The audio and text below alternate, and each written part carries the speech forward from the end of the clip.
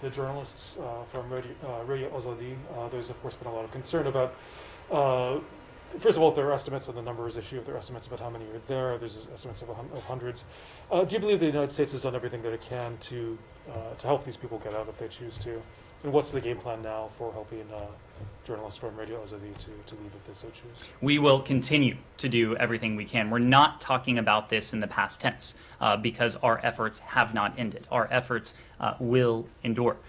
We have made a commitment to those who have served the U.S. government, to those who have served the U.S. The American people, to, of course, American citizens and lawful permanent residents as well.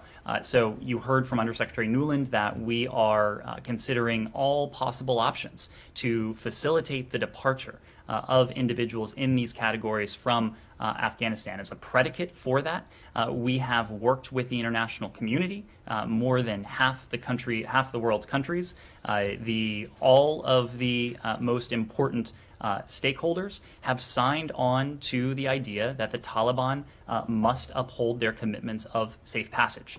That was job one, to underscore that predicate and to make clear to the Taliban that should they not uphold that commitment, the international community would be in a position to hold them accountable to that. Number two is working on these potential routes for departure. And I mean routes literally, and we've talked about overland routes, but also pathways like civilian airports.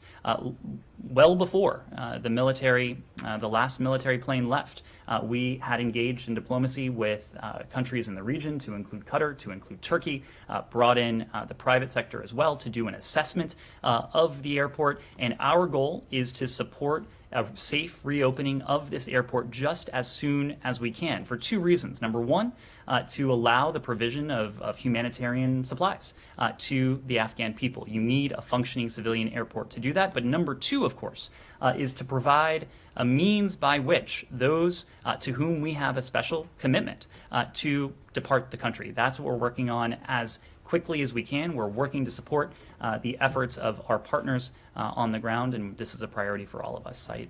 I want to change topics